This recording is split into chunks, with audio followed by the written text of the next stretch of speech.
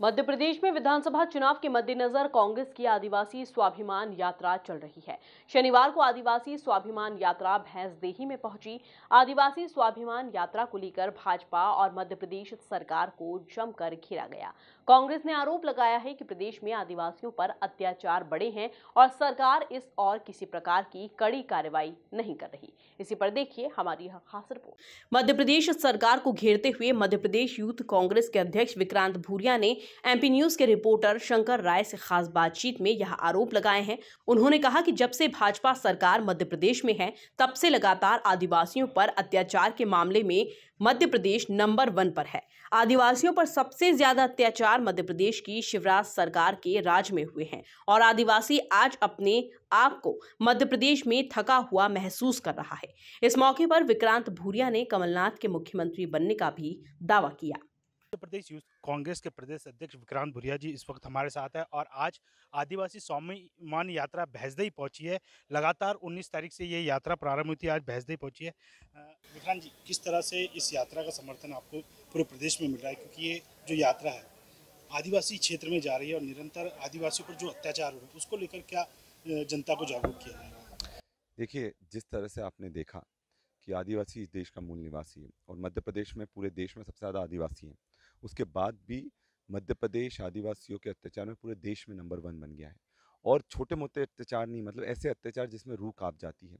मणिपुर में क्या हुआ? मणिपुर में हमारी बहनों के साथ जो उनका शोषण हुआ, सबने देखा। रोड पर भगा भगा कर शोषण करा उनके साथ, और 80 दिन तक भाजपा की सरकार कोई भी कार्रवाई नहीं करती है।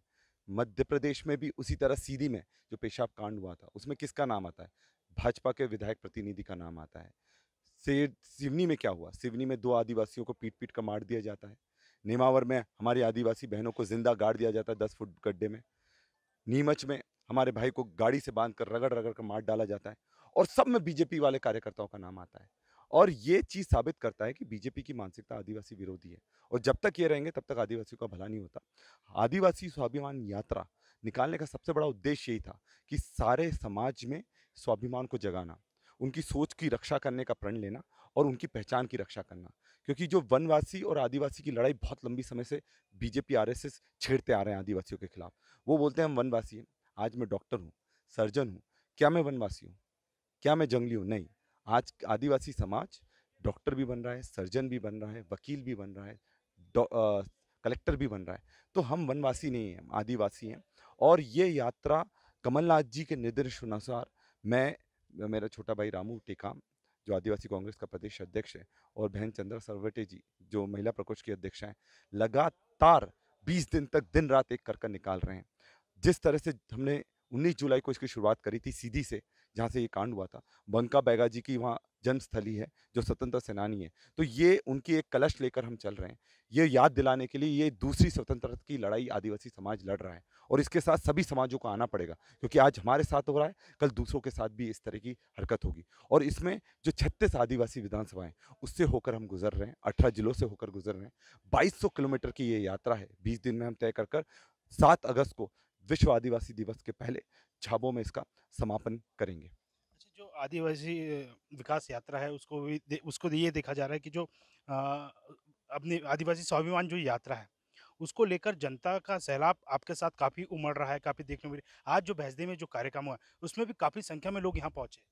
देखिए, ये जो लड़ाई है पूरे समाज की है।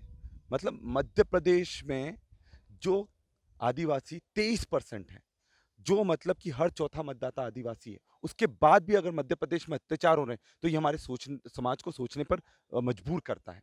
और इसीलिए इनका स्वाभिमान जगेगा तो ये खुद अपनी लड़ाई लड़ सकते हैं, इनकी किसी की ज़रूरत नहीं पड़ेगी, ये खुद अपनी लड़ाई लड़ सकते हैं। और ये जो जन सैलाब उमड़ रहा है, मैं उसके लिए पूरे समाज को, पूरे सभी वर्गों को उसके लिए धन्यवाद देता हूँ कि आपने आदिवासी समाज की इस लड़ाई में जो साथ दिया है। हम आपको विश्वास दिलाते हैं, किसी के साथ भी अन्याय होगा, चाहे वो किसी भी समाज का हो, क्योंकि जो माँ होती है वो सब समाज की होती है। उसमें ऐसा नहीं रहता कि वो जाति देखकर होती है, धर्म देखकर होती है, या फिर किसी विशेष समुदाय की होती है। अगर किसी भी जननी के साथ कोई गलत होता है, उसकी लड़ाई सबको लड़ना पड़ेगी और इसमें सभी समाज, आदिवासी समाज के साथ आ रहे हैं। उसके लिए मैं सबका आभार व्यक्त करता हूँ और आज जिस तरह से बैतूल में बैजदे में एक ज़बरदस्त जनसैलाब आया है, वो देखने लायक था और कहीं न कहीं इससे हमको विश्वास आता है कि हमारा समाज जाग रहा है और हमने जो प्रण लिया था सीधी कांड के बाद कि ये जो लड़ाई है वो घर घर तक हम पहुंचाएंगे कि क्या हुआ है हमारे समाज के साथ। आप देखिए और आप खुद निर्णय लीजिए कि ये भाजपा की सरकार आपका हितैषी है या ये आपका शोषण कर रही है। आज आपने आपके उद्बोधन में कहा है कि जो सीधी कांड का जो पीड़ित व्यक्ति है, उसे मध्य प्रदेश की शिवराज सरकार अगवा करके ले जाती है, उसे पैसे का प्रलोभन देती है।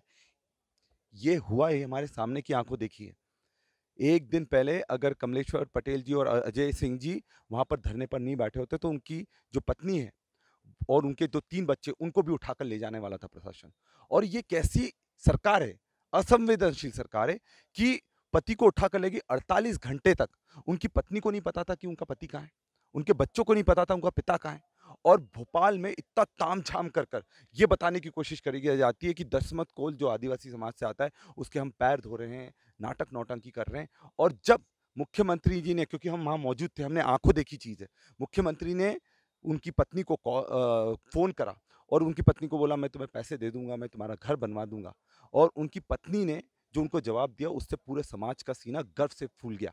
उनकी पत्नी ने जवाब दिया मुझे पैसे नहीं चाहिए, आप तो मेरा पति अब लौटा दो। ये साबित करता है कि उनके पति को उठा लेकर ले गया गया था। और अगर परिवार को तोड़ना इसको मानवता कहते हैं तो ये मानवता नहीं है शिवराज सिंह चौहान जी।